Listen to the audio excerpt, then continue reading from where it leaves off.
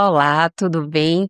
Estamos começando mais um episódio do podcast Mulheridades, o podcast que nasceu para falar sobre envelhecimento feminino com leveza, naturalidade e profundidade.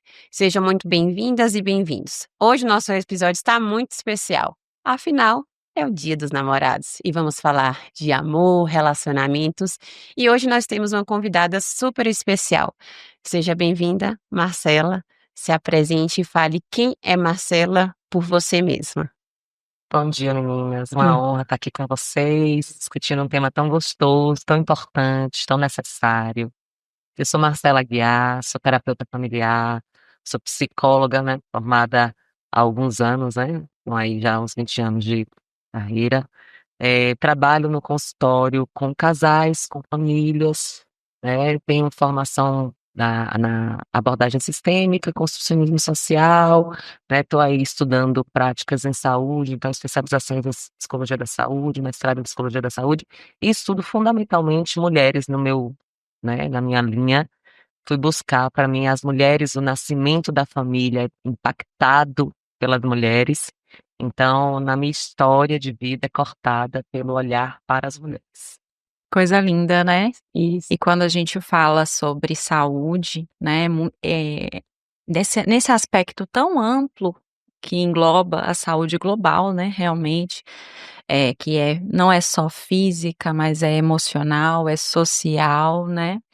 Eh, o amor permeia esse caminhar da saúde desde o nascimento, né? E o amor ainda é muito direcionado, acho que no nosso mundo, pelo feminino, né. Sim, Eu acho que a principal referência que a maioria das pessoas tem de amor é o amor materno, né, vem da mãe, Hum.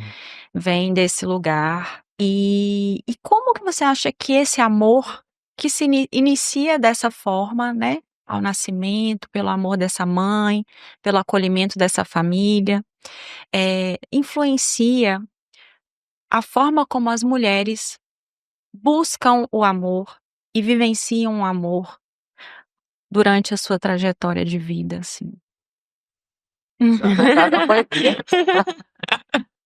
Então, eu acho que a gente, e me coloco nessa rede, né, sendo mulher, nós fomos muito brifadas, impregnadas de uma ideia de amor, que é uma ideia de amor muito atrelada à lógica do sofrimento também, né.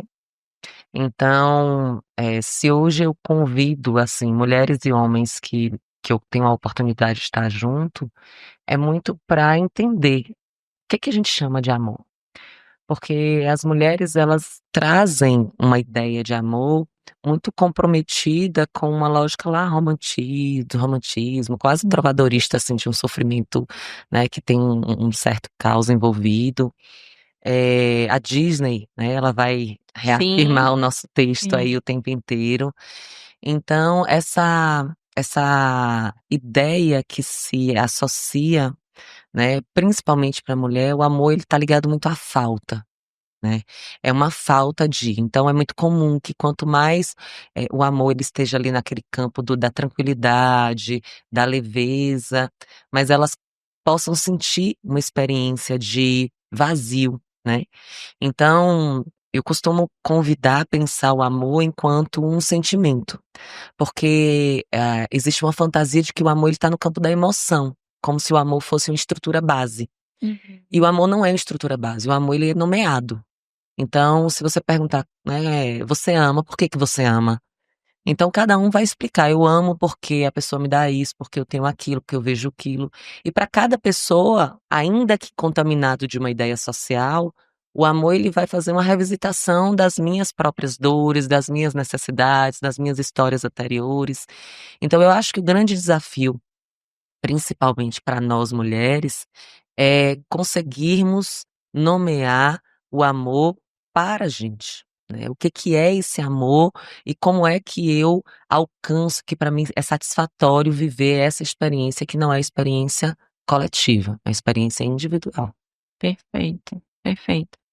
É esse amor que vem desse lugar, né, romântico e atrelado ao sofrimento, acaba se traduzindo, né, quando a gente fala de amor entre casais, né, sejam quais forem as orientações, Uhum. a gente também traz um pouco dessa necessidade de sofrer por esse amor, né. E acho que isso, na trajetória de um casal, muitas vezes não é discutido, não é pensado, e amplifica o sofrimento, né. Então esse amor tranquilo, né, eu quero a sorte de um amor tranquilo, Uhum. ainda está no âmbito da poesia, né, porque muitas vezes as pessoas buscam amores que são conflituosos, Uhum. porque entendem esse amor não, eu não posso estar tranquilo, eu preciso se ter algum sentimento, né. O tal das borboletas no estômago que às vezes é confundido com um pouco mais acima, um campo de angústia, né. Não Sim. tá no estômago, tá mais em cima. É interessante que a gente se a gente voltar, assim, né, a proposta do podcast, a gente falar das mulheres mais velhas, mas vamos pensar nas mulheres que estão começando a entender o processo de ser mulher. Então as meninas, elas também têm essa necessidade, às vezes, de pensar, assim: "Como é que eu amo?", né, então está muito tranquilo, assim, eu não sei se eu gosto dele o suficiente, né, eu não sei se ela é, pra mim, a pessoa certa, né, então é cheio de ideias, de convicções, né, é um amor que tem essa necessidade de uma afirmação no final, de um pra sempre, né, que é um atrelamento que confunde um pouco do que eu posso suportar, do que eu acho que é razoável, do que é bacana de se viver. Então é um amor que ele tá sempre muito atravessado, né, por ideias que são ideias que vão caindo, como eu disse, no mesmo fosso do pra sempre, dessa segurança, que o outro vai me dar, né, então é um amor que eu preciso ver em você a segurança, quando na verdade é quase que impossível, a segurança ela não está no outro, né, o amor ele precisa responder às minhas perguntas pessoais, às minhas necessidades, e às vezes esse outro não tem tudo o que eu quero. E como é negociar com alguém que falta em alguns lugares e me dá entre os outros? Então, eu costumo inclusive convidar a pensar que a mesma ideia que eu chamo de amor, claro que tem uma algo que verticalizado ali que me estrutura, né, que eu vou negociar em todas as minhas relações eu preciso ter, porque aquilo fala sobre mim, mas que esse mesmo amor ele pode ser negociado de formas diferentes a depender de com quem eu tô vivendo esse amor. Então, Sim, às vezes, esse amor num determinado momento vai ser um amor mais um pouco mais de causa, às vezes é um amor mais romântico, às vezes é um amor, né, enfim, pode me trazer certezas, convicções, seguranças, às vezes não, quem leva a segurança sou eu para essa relação.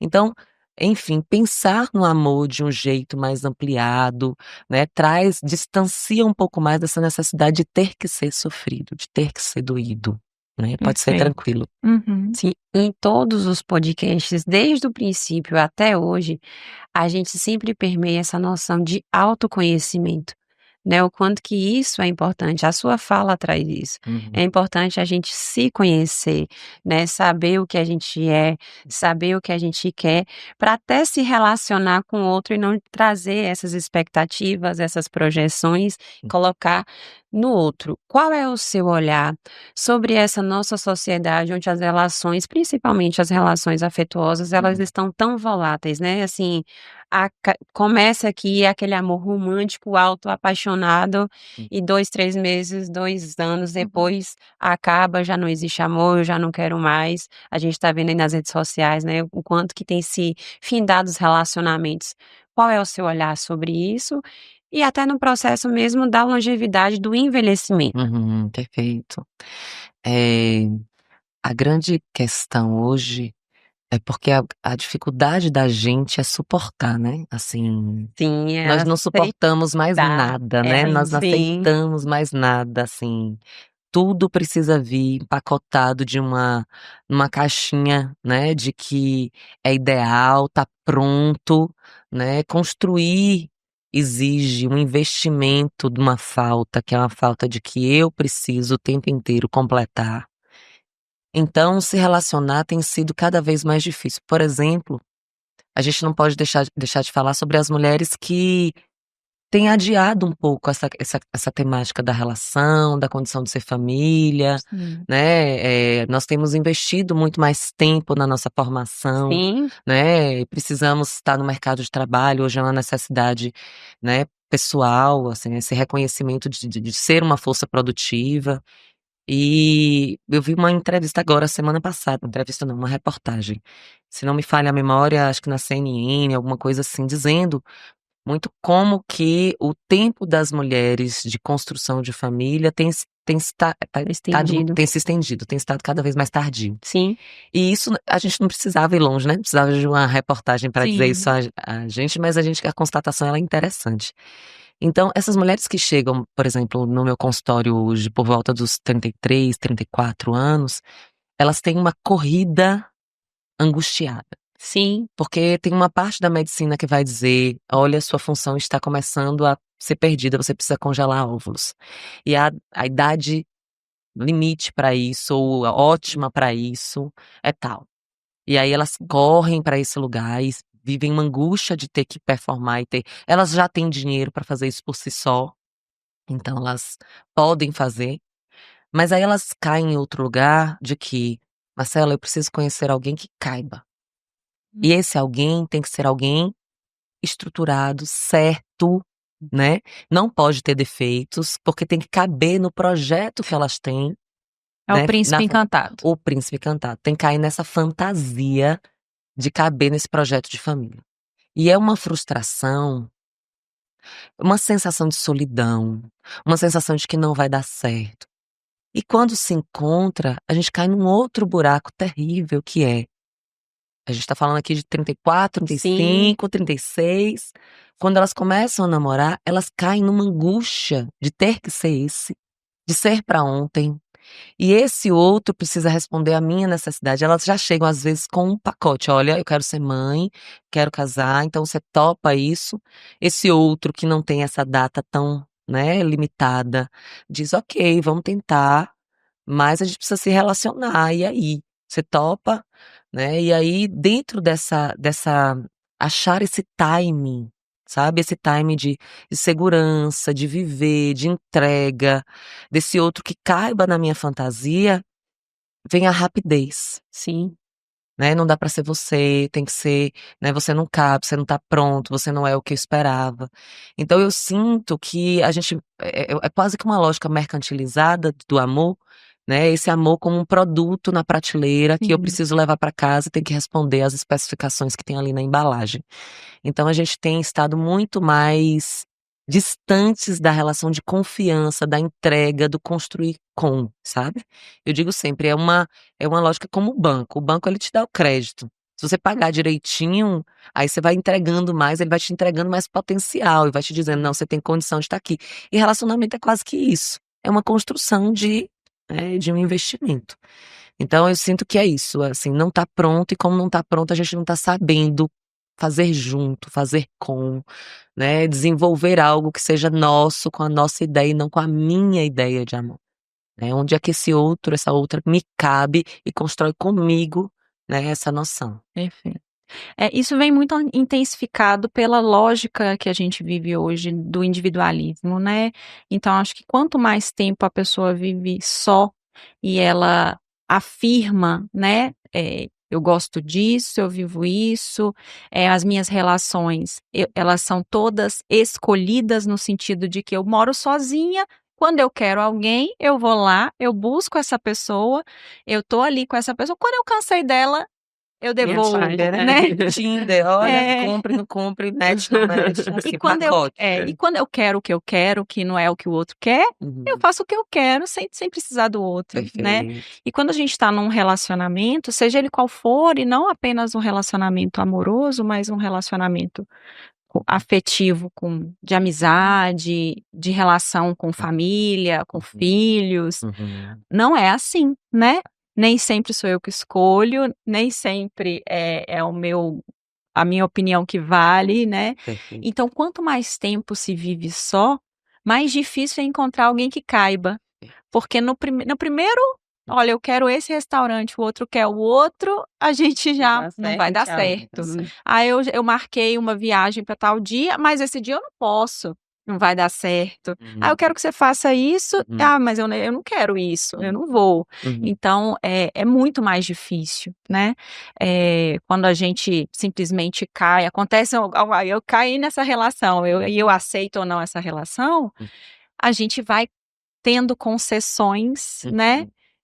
De uma forma mais fluida. Perfeito. E uma coisa que eu sempre penso sobre essa questão do amor romântico, o lugar do amor romântico na socialização da mulher, que é um lugar muito egoísta, eu acho, porque é como se a mulher ela fosse socializada para esperar esse príncipe encantado, e mesmo que ela construa muitas relações nesse período anterior ao grande encontro, quando esse príncipe chega, ele toma o espaço de todo mundo, né? E essas outras relações, elas se esvaziam. E eu vejo muito isso na minha clínica, muitas mulheres que envelheceram, sendo cuidadoras de maridos, filhos, netos, e de repente se veem sozinhas, né, elas não cultivaram outras relações. E isso eu acho que vem muito dessa ideia do amor romântico que me preenche, Perfeito. né. Perfeito. E hoje a gente sabe que ele não preenche. E é um dilema na vida das mulheres. Eu tô com 42, né. Então, Uhum. assim, nos 40 mais, com certeza é um dilema para a mulher, porque ao mesmo tempo que ela quer cultivar outras relações, ela ainda tem esse compromisso, né, que é uma cobrança social de que eu preciso dar conta dessa minha estrutura familiar aqui, né, e não existem outros formatos, só existe esse formato. Se a gente pensar até nessa coisa que você está dizendo, do nascimento do amor, quando você trouxe lá atrás, né. Esse nascimento do amor na família, né, se dá entre pares, então nós nos encontramos e nós temos um projeto junto de família. Se dá o nascimento, né, a partir do corpo feminino, então é a mulher quem autoriza em seu corpo o nascimento dessa família, ainda que em parceria. Mas tem uma autora, Naomi Wolf, que ela fala sobre o mito da beleza e ela traz uma coisa interessante, que ela diz assim: "A gente tem quase que uma linha catastrófica que acompanha a gente". Então essa linha catastrófica ela começa ali quando você na primeira menarca, que é um sofrimento, que é cólica, é essa exposição, e aí depois da primeira menarca vem a condição da maternidade. Então a gravidez é sofrida, o parto é um lugar de dor, de angústia, de sofrimento, né. Antes do parto ela fala sobre a primeira relação sexual, né, que é esse lugar também de dor, né, de um lugar que é um vazio, às vezes, que o outro vem para preencher. E aí termina lá, né, quando as mulheres elas começam a envelhecer e vem a questão da menopausa e as mulheres entram nesse lugar do climatério também com muito sofrimento. Então a gente vai criando um enredo de sofrimento que vai fazendo com que a gente fique nas relações sempre em função. Então você é mãe na função de ser mãe, e não no encontro, e não na beleza, na leveza, você é esposa na função de ser esposa. E aí você vai perdendo os lugares que são os lugares de presença, que sou eu com as minhas amigas, porque eu não tenho função necessariamente. E quando eu tenho uma função, porque nas relações a gente tem compartilhadas, eu sou a amiga que chama, eu sou a amiga que propõe, eu sou a amiga que faz a comidinha, eu sou a amiga que dá o conselho, temos funções. Mas essa função ela fica menos valorizada, porque existe uma outra que está nesse enredo da dor, que a gente vai inventando para nós mesmas enquanto mulheres.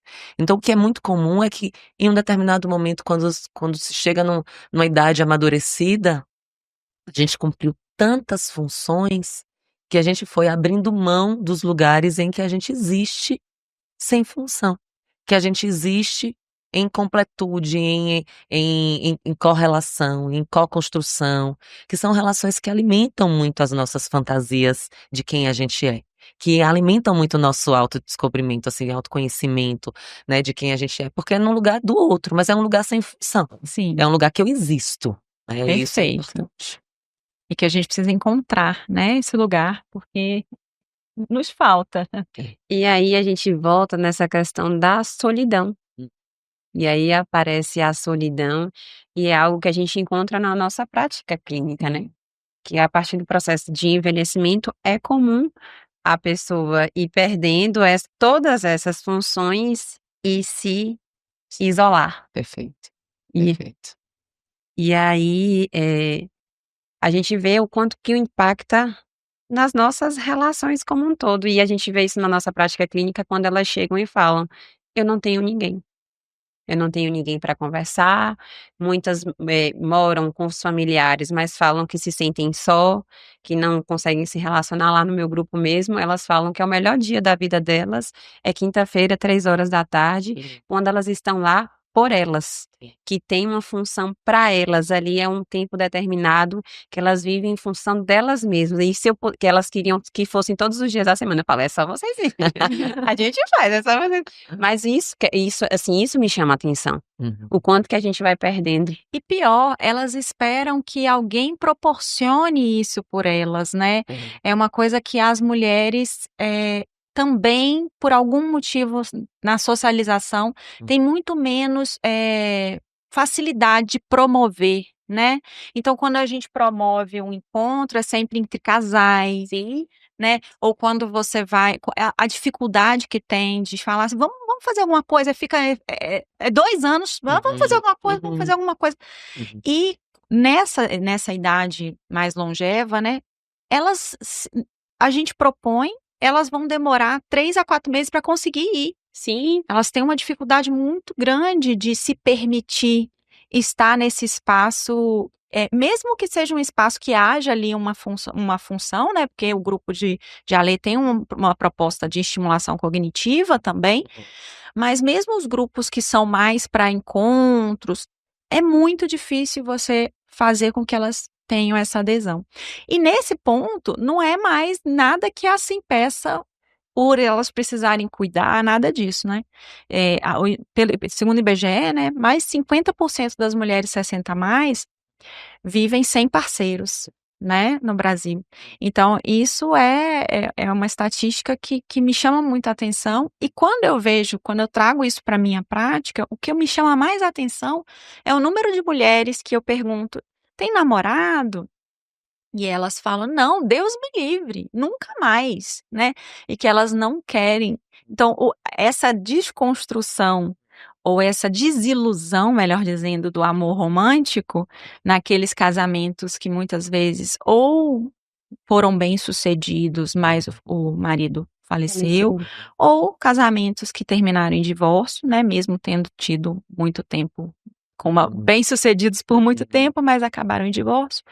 Elas não querem, elas não querem outros parceiros, né, então e isso é algo, apesar de haver solidão, não quero que essa solidão acabe desta forma, né, eu prefiro, ou buscar outras relações, ou viver Em em função função. das relações que eu já tenho de família, né. Uhum.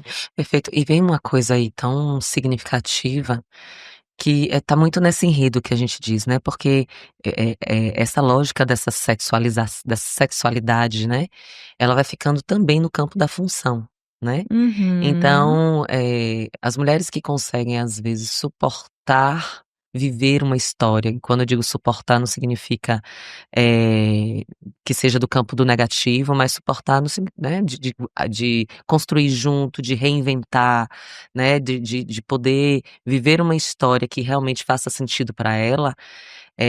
Algumas e aí umas vão fazer isso do campo da função, então, eu sou mãe, não quero romper essa relação, essa família, porque para mim faz muito sentido, a gente decidiu envelhecer juntos, mas envelhece-se sempre nesse lugar de, cumprindo um protocolo, né, e não Sim, vivendo e permitindo-se dar conta dessa história com sentido. Então, o campo da sexualidade, ela vai sendo rompido, ela vai se perdendo, o afeto, eu digo sempre que isso morre, e até no consultório, às vezes eu recebo, casais 50 a mais, 60 a mais, que quando você pergunta: "Quando é que essa crise começou?", começa geralmente no nascimento do primeiro filho. né. O nascimento do primeiro filho é um corpo entre os 2 corpos, Sim. né. É um corpo que se estrutura ali no meio, é a minha atenção que volta para esse lugar, e eu preciso retirar de outro lugar, e eu não consigo tirar de outras funções, e eu retiro aqui, de mim, da minha entrega com você. Então, chegar, né, nesse lugar mais longevo com, uma história que seja minha, é o grande desafio de ser mulher, né. Chegar a outros lugares com, enredos que falem sobre mim, sobre não somente as funções que eu cumpri na vida, é o grande desafio, porque tem uma dor, que é uma dor muito materializada, que é a dor que fica no ciclo vital, né. Essa mulher do ciclo vital, ela vai subindo em ascensão. Então esses filhos, eles passam a ser pais, e ela ainda tem alguma função ali, mas ela vai se destituindo desse lugar, porque essa função da parentalidade deixa de ser dela e passa a ser do filho que vai cuidar, né. Uhum. E aí tem um processo que é um processo desse filho que torna-se um adulto funcional, de não só cuidar do filho, mas sentir-se na função de cuidar dos Uhum. pais. E esses pais vão de novo perdendo a função, porque não sou mais eu quem cuido, eu sou cuidada, né. E se eu não tenho lugares que me tragam reconhecimento de quem eu sou, quando eu perco a função de cuidar dos meus filhos, quando eu perco a função da sexualidade que me dava, né, um lugar nesse relacionamento, quando eu perco a intimidade trazida pelo casamento aqui, né, vai ficando o quê? Vai sobrando o quê? Porque eu já perdi talvez a funcionalidade do trabalho, já me aposentei, então eu vou perdendo lugares e não vou reinventando esse caminho. Então, Uhum. o nosso maior desafio é a reinvenção de sermos mulher, né. Sairmos desse conto trágico, né, desse conto, dessa tragédia de ser mulher, e entendermos, né, que ser mulher nos potencializa diversos lugares, diversas histórias. A gente precisa legitimar, né, honrar cada um deles, né, e encontrar novos sentidos, né, para isso. Maravilhoso. E é um pouco isso mesmo que acho que é o grande desafio da contemporaneidade, né, porque ao mesmo tempo que a gente fala sobre uma trajetória do ser mulher totalmente diferente da trajetória que foi para as nossas avós, né, Sim. então como você traz, né, mulheres aí 30 a mais que tro estão, né, bem-sucedidas em suas carreiras, tiveram uma trajetória totalmente diferente dessas outras mulheres, têm possibilidades, né, na sociedade muito maiores, ainda estão buscando, né, formatos antigos, né, eu acho que isso é algo que me chama a atenção. E quando eu falo isso, eu não estou querendo advogar que é uma forma ou outra que deva ser a forma adotada, mas que a gente precisa debater isso, né. Porque quando a mulher fala, e a gente trouxe no episódio passado, a gente falava justamente sobre a questão da maternidade, e a doutora Lívia falava: "Ah, os 25 anos é a melhor idade para se ter filho, é aos 25 anos", mas aí a gente pensa em nós, aos 25 anos, Hum, que não tínhamos estrutura alguma, hum, né, para ter filhos, e e aí eu penso, sim, aí imagina uma mulher 30 a mais que já está aí preocupada com o envelhecimento de seus óvulos, tem condições de ter o filho e ainda está à espera do parceiro Parceiro. perfeito, e não aceita a possibilidade de um parceiro que possa ser até um bom pai, mas talvez um não bom parceiro, né, uhum. e que vai exercer o papel que lhe cabe, né, e que a gente possa talvez criar outras relações, que não necessariamente sejam relações de casamentos, que serão as nossas redes de apoio, né. Então a dificuldade que a gente tem de colocar outras pessoas nessa rede, e, nesse sentido, assim, amigos, né, Hum, eh, sim. outros familiares que possam estar cumprindo ali aquele papel que talvez você esperasse que outras pessoas cumprissem. A dificuldade que a gente tem dos outros modelos ainda, né. Joana, isso é tão forte que você falou, porque eu tenho assistido uma crise, assim, ali no meu consultório, e é dessas mulheres bem-sucedidas, que encontraram bons maridos, bons pais, mas eles não formam, no sentido da produtividade como elas. Então elas não aceitam bancar, elas não aceitam pagar, elas têm a possibilidade, elas têm a competência funcional, de poder prover, mas elas sofrem, porque elas e quem vai cuidar de mim? Mas assim, cuidado tá só nesse lugar financeiro? Quais são os outros tipos de cuidado que esse pai maravilhoso, que esse marido legal que você visualiza? E é uma crise, é uma dor que essas mulheres vivem, porque elas dizem: "Eu encontrei o homem, mas ele não me traz segurança", sabe? E a segurança, assim, tá nessa dimensão do Do financeiro. financeiro. Então, reinventar os modelos não significa romper com a noção de família. A gente vai precisar reinventar muitos modos de existência, porque a mulher sai no Brasil para o mercado de trabalho na década de 50. É tudo muito novo, né? As nossas mães, as nossas avós não viveram talvez essa condição. As nossas mães foram as protagonistas dessa. E nós estamos 40 a mais, nós estamos aqui hoje dando conta de um ajuste em equilíbrio. Não conseguiremos, mas já pensamos sobre isso, temos podcasts bacanas que propõem esse tipo de discussão, mas precisaremos, é a geração que virá, que fará talvez uma noção de reinvenção desses papéis, dessa noção de ter que. Não temos que, é um encontro e nesse encontro cada um dá o que tem. E se juntos nós construímos uma ideia que nos cabe, tá aqui uma noção bacana de relacionamento, que precisa ser retroalimentado por tantas outras funções, para que isso aqui tenha o espaço necessário. É um lugar na nossa vida, não é o lugar da nossa vida, né? Tantos outros vão nos compondo enquanto sujeitos nesse mundo, né? Mas é apenas mais um. É interessante você trazer isso, porque eu vivencio isso muito nas minhas redes de amizade, né, a gente fala muito sobre isso, o quanto que a mulher vai buscar a questão da produtividade, a questão até mesmo do prover, mas ela se sente culpada por isso. E ela fica sem saber, ocupo esse papel, não ocupo, e a régua performática está cada vez mais criteriosa, e é o que a gente estava trazendo antes até do podcast começar, as redes sociais. Ela impõe muito isso, né, de que você tem que estar 100%, você tem que produzir, você tem que ser um excelente profissional, você tem que ser uma boa esposa, você tem que ser uma boa mãe e você tem que estar sorrindo o tempo todo. E bonita. E bela, E né, bela. Então, assim, isso é muito angustiante, é muito sofredor e, assim, às vezes a gente acaba não dando conta.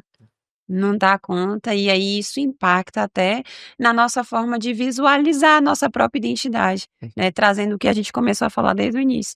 Quem eu sou, o que eu realmente quero, o que realmente eu preciso, porque a gente se molda muito em relação ao outro, né, ao outro, quando eu falo outro, eu falo a sociedade, o que a sociedade impõe. E quando você traz que a nossa geração é a geração que está trazendo a transformação, é muita responsabilidade, né, essas mães que têm os filhos com 35, com 40 anos, é nossa responsabilidade trazer essa formação dessas crianças, dessas pessoas que vão se desenvolver e vão se relacionar lá na frente e vão descobrir o amor, porque o amor, como você trouxe, é uma construção das relações. Então nossa responsabilidade é muito grande, porque ao mesmo tempo que a gente está vivenciando, entre aspas, essa crise, né, de identificação, de ter que dar conta, nós somos responsáveis por formar pessoas que terão esse nosso olhar lá na frente e vão ter que se relacionar, e vão ter que escolher os parceiros, e não é fácil. Aí eu fico aqui, eu sempre convido, assim, qual pratinho que eu vou deixar cair agora nesse momento, né? Sim, Vamos botar aqui esse malabarismo. E sim, assim, tem um pratinho aqui que não vai dar para eu poder continuar movimentando com o mesmo ritmo, assim. Então, a cada tempo da minha vida, eu vou precisar deixar algum pratinho cair, sim, né? E dentro desses pratinhos, eu acho que é uma lógica até de autocuidado. Poder Sim. deixar um pratinho cair, sim, né? Poder escolher qual pratinho eu vou deixar cair, né? Perfeito. Poder faltar em algum lugar, né. Eu acho que a geração que vem, ela tem a gente como espelho, né. Uhum. Então a gente tem responsabilidade com os nossos filhos, a gente tem responsabilidade com os nossos sobrinhos, a gente tem responsabilidade com a né, mas principalmente existindo, não só informando, não só mas Sendo existindo, exemplo, sendo né. exemplo, convidando esse lugar, Sim, né, olhe pra mim, olhe como eu sou feliz, olha como eu não precisei olha como eu sou triste também, né, olha como eu pari, como tá terrível estar nesse corpo, sim, nesse momento, e não significa que esse corpo é para sempre. Olha como eu tenho uma crise no meu casamento aqui, isso é natural, e viver crises faz parte da nossa vida, nós viveremos crises o tempo inteiro, crises diversas, e viver crises nos convida a uma reinvenção, a reavaliar o que tá bom, o que não tá. Então, é sempre um convite: "Qual pratinho eu quero deixar cair nesse sim. momento?", né. Até para poder abrir espaço para outros pratos, né. É Perfeito, o que a gente perfeito. fala, né, É, se você quer outras coisas na sua vida, você precisa abrir mão de algumas, né, perfeito. não tem jeito. A Bell Hooks fala, né, que, o amor, ele é um ato de vontade, né, ele é tanto intenção quanto ação. Eu acho que essa lembrança, isso é algo que deve estar sempre no nosso inconsciente, assim. A gente amar, a gente tem que agir, né, isso tem que vir acompanhado com algum tipo de ação.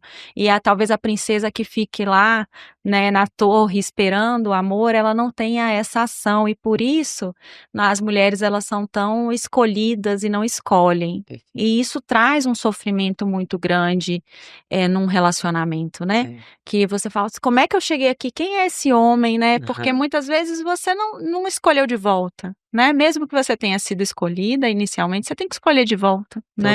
Todas as E uma das coisas que vocês estavam falando que é muito importante, ainda mais nessa mesa que são 3 mães de mulheres, né, então sim. a gente tem eu tenho um menino também, mas, eu vejo que é diferente a responsabilidade que a gente tem nesse sentido de construção de identidade, de trazer a realidade também, de fazer um pouco diferente, de talvez, ter um diálogo mais franco até sobre essas questões de príncipe, princesa, o lugar da mulher, né, a gente sempre fala muito sobre isso, né, sobre a questão da mulher ela ter que ser agradável, ter que dizer sim, ter que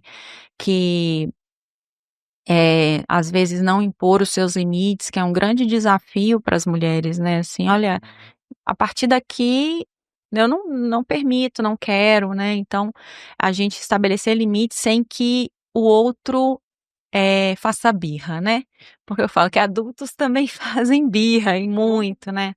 Então, eu sempre me pergunto: "Será que a gente está fazendo certo? Será que a gente consegue trazer para essas meninas, um outro ideal que não seja algo revolucionário ou disruptivo, mas que seja algo confortável?"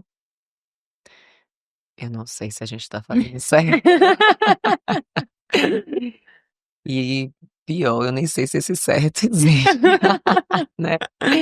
A gente fica aqui, tentando mesmo fazer o certo, porque eu acho que é um caminho, é o certo da gente, né, é o certo que a gente, eh, propõe. Você estava falando, minha cabeça não ela estava aqui e ela foi ali. Nós sermos mães de mulheres, assim, ensinarmos as mulheres a poderem, existir, né, eu acho, serem sujeitos da própria história.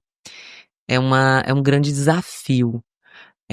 Vanessa da Mata tem uma música que ela diz: "Gostei de ser de quem me gosta", né. Eu aprendi querendo a vida bem mais fácil, eu resolvi, é tão melhor viver em paz, ninguém me faz sentir assim. Então tem um lugar, assim, que virou poesia, que virou a gente saiu das grandes músicas em que a gente precisava sofrer e ter, né, o sertanejo que me perdoe, mas não cabe, e a gente já tem novos sertanejos compondo, Sim. né, mas as grandes poesias, dessa mulher que vive em busca ou desse homem que é machucado, elas vão cair por terra. Porque a gente está sim construindo, a gente tem sim autoras maravilhosas que vêm discutindo e vêm convidando a gente a pensar nesse amor intencional, nesse amor que propõe, nesse amor em que todos existem. Eu acho que a gente confundiu num determinado momento essa lógica com a lógica do individualismo que a gente falou mais cedo. Então, esse amor em que eu proponho, e aí a minha proposta precisa estar na mesa e Tem que ela é prevalecer. inegociável e ela tem que prevalecer. Mas eu acho que a gente tem entendido que a gente precisa abrir espaços para lugares, campos de negociação. Acho que a gente viveu um sofrimento muito grande pós essa lógica política dos últimos anos, em que a gente se colocou cada um em um lugar tão diverso, tão estanque, tão, né, sou isso ou aquilo, e que isso é só mais um modo performado do que a gente vem fazendo em todos os outros campos da nossa vida. E a gente entendeu que foi sofrido, a gente entendeu que não dá, a gente entendeu que a gente precisa abrir espaço para o diálogo. E as relações, elas estão aí, solicitando, senão a gente não vai conseguir dar conta. Então, eh, eu não sei se a gente está fazendo ainda a coisa certa, a gente vai precisar viver muito tempo, né, pra gente assistir. Espero que estejamos nesse caminho mesmo, né, que a gente quer, eh, convidar os nossos filhos a pensar a vida por um outro caminho. A gente ainda tem muitas marcas, né, nós mulheres que, somos as responsáveis por essa inspiração.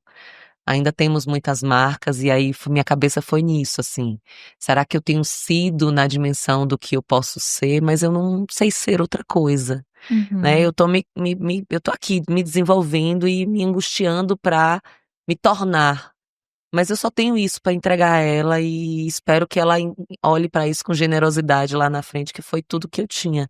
Então eu acho que talvez o que é mais legal, que eu acho que aí a gente tá no caminho, que é dizer aos nossos filhos: "A gente também erra, Sim. né, a gente errou e a gente tá aqui tentando, né, então a gente vai fazendo o caminho que dá e vamos embora, eh, juntas construir alguma coisa que seja pensada, desejada, né, que seja, nesse campo de não precisar ficar esperando, né, mas que seja esse lugar, vá, diga você, vulnerabilize-se também para o Sim, desejo, né. Eu vejo os meninos sofrendo, sabe, Joana, quando você falou do seu muito. filho, eu vejo os meninos quando chegam numa determinada idade que eles vão pra festinha e me dizem assim: "Marcela, eu tive vontade de encostar nela, mas eu não tenho coragem, e se ela me disser, e se ela for agressiva?" E vejo as meninas dizendo às vezes pra mim: "Marcela, eu não posso dizer naquele momento que eu quero". "Por que que você não pode? Você não quer? Tem um outro ali que tá sofrendo também, ele se vulnerabilizou pra encostar em você. Por que que você não pode se vulnerabilizar pra dizer a ele: 'Eu quero'? Ah, mas se ele me fizer mal, e se ele usar isso, e se eu sou" eles têm uma frase maravilhosa: "E se eu for feita de trouxa?" Eu digo a ele: "Porque não serve pra você", e aí você vai entender que não é esse o caminho. Abra-se também pra ser feliz. Então quando a gente diz a elas: "Você pode sim desejar", né, Uhum. abra-se pra ser vulnerável, banque esse lugar e entenda o que você não quer, Sim, isso é né. Então, fundamental. Perfeito. você vai sim sofrer e você também pode dar conta do seu sofrimento. Isso é muito importante, a questão de saber que vai sofrer, vai passar Hum, por esse sofrimento para ver quem você é de fato, né. hum, Quando vocês trazem essa questão da escolha, é complexo isso, né, porque enquanto mães de mulheres, a gente a gente pode ir até um certo limite. Algumas teorias da psicologia traz o impacto do pai perfeito. sobre isso e o quanto que isso reflete na escolha das meninas, né. Eu estava conversando com uma amiga e a filha dela adolescente, a filha dela tá com uns 15 anos, 16 anos e tá nessa fase de se descobrir e descobrir o outro, né. E aí eu trazendo para ela: "Olha, você precisa experimentar para saber o que você quer, o que você não quer, o que você deseja e o que você suporta", Perfeito. né, porque é muito difícil. E assim, as meninas, enquanto mães de meninas, voltando à questão que eu trouxe, a gente tem até um certo limite, mas a presença do masculino também é importante para essa escolha. E a nossa responsabilidade enquanto mulheres é passar essas informações para os meninos. Porque tem se chegado meninos cada vez mais sensíveis, mais sensibilizados, e não tá dando conta dessas mulheres autossuficientes que sabem o que quer, que se se conhecem e aí tá cada vez mais confuso se relacionar. Não sei se você tem esse olhar. Totalmente, assim, totalmente. Porque, de alguma forma, eles também esperam, eh, uma serem acolhidos em alguma dimensão. Sim. Existem dores naquele campo, né. Então enquanto mulheres, né, quando a gente continua porque esse é um jogo ultrapassado do Uhum. desejo, né. Nós não podemos desejar, nós precisamos ser desejadas. Sim, Mas é um jogo que ainda existe no nosso tempo, né. Então, é um desafio entender quando eu desejo e eu sou lida como uma mulher menos valorosa, uma mulher que é uma mulher, vulgar quando se deseja, né, e para esse homem, né, esse homem que precisa respeitar e é desrespeitado às vezes no próprio desejo.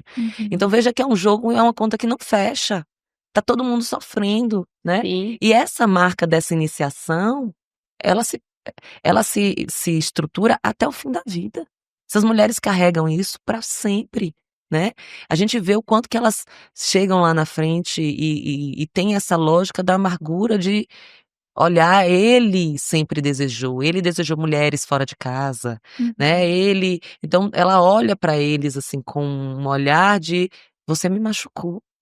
Né. E eu sigo nesse lugar investindo dessa função de ser sua esposa e continuando a vida sem poder desejar, Uhum. né. Então, é a mesma performance dessa iniciação, ela se dá até o fim da vida. Sim. O jeito de amar, ela vai se estruturando daqui para sempre, Uhum. porque não é só sobre o amor romântico, né, mas é sobre o amor, o alto amor, é sobre o amor às amigas, como a gente disse o tempo inteiro. Então, esse homem também, ele vai ser convidado a essa modificação de amar, quando ele puder ser respeitado nesse processo de iniciação da vida. Uhum. E Sim. nós mulheres precisamos inspirá-los para isso, né. Eles precisam desse campo da inspiração. É. E esse impasse ele vai se prolongando, né, porque no fundo é uma dificuldade de comunicação, né, Perfeito. no sentido mais amplo da Mas palavra, não apenas verbal, né. E a gente fica realmente num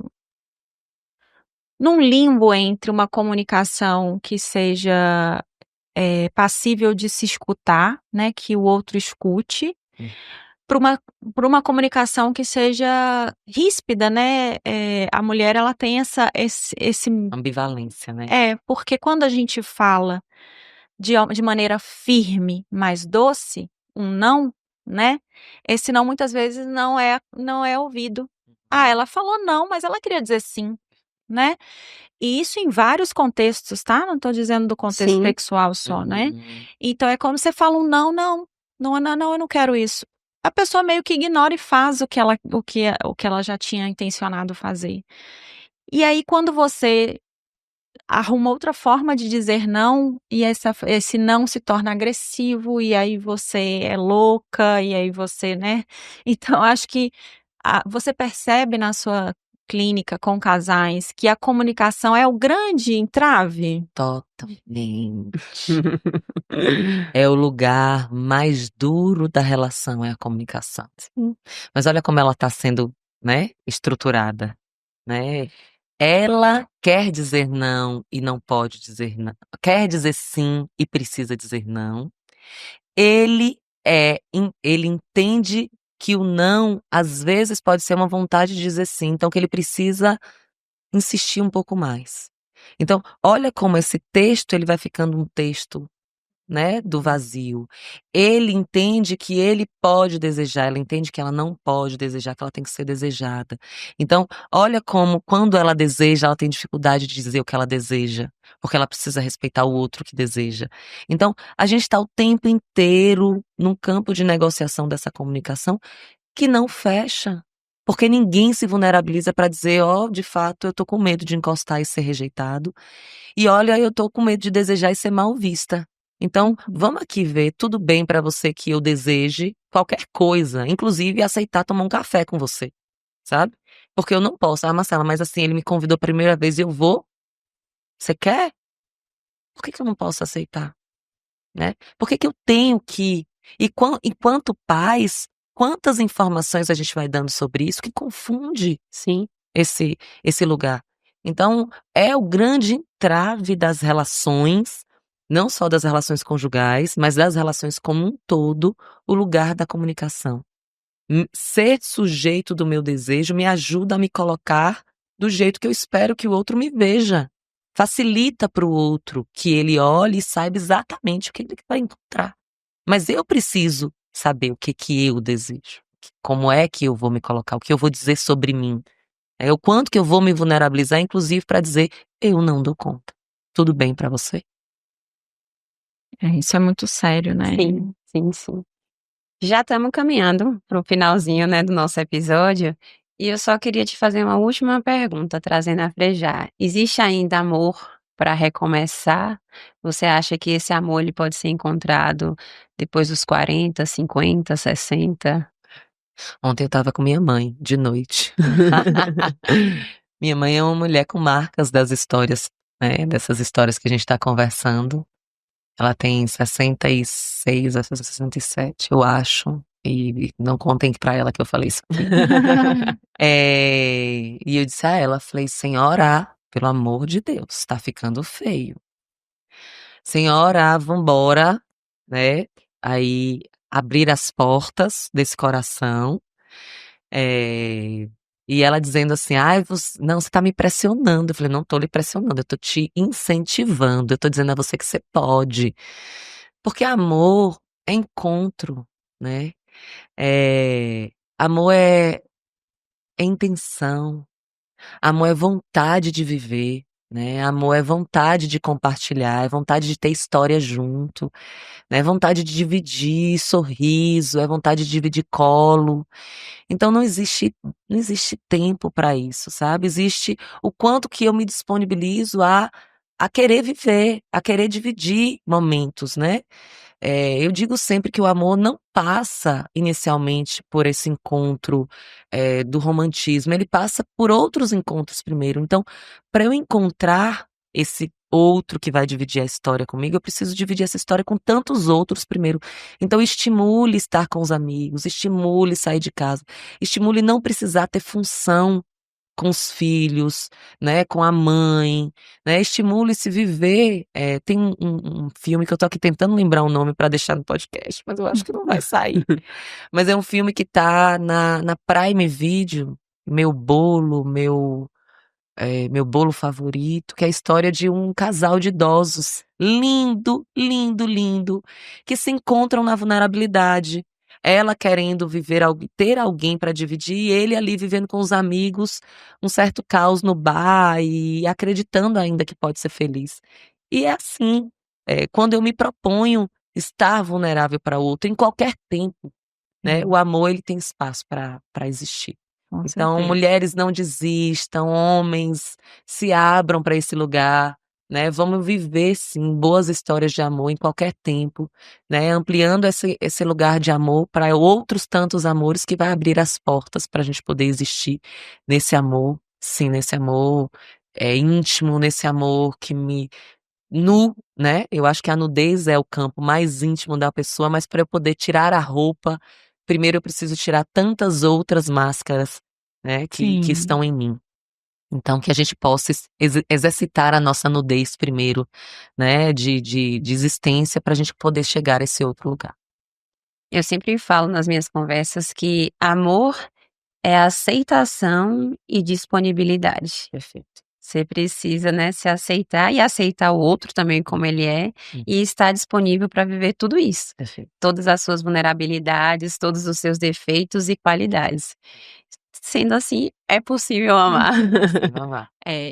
Eu acho tudo muito bonito, né, a gente fala e eu não sei se isso alcança de fato o coração das pessoas, né, eu acho que a gente precisa, trazer um pouco, essas nossas falas para a prática, para a realidade, para o dia a dia, né, e fazer com que a gente se sinta à vontade em nossos lares, né. Então, eu gostaria que as pessoas que estão nos ouvindo, principalmente as mulheres, não importa a idade, que estão em relacionamentos afetivos, que tenham algum tipo de conflito, que elas consigam trazer esta ideia de que o autoconhecimento Sim.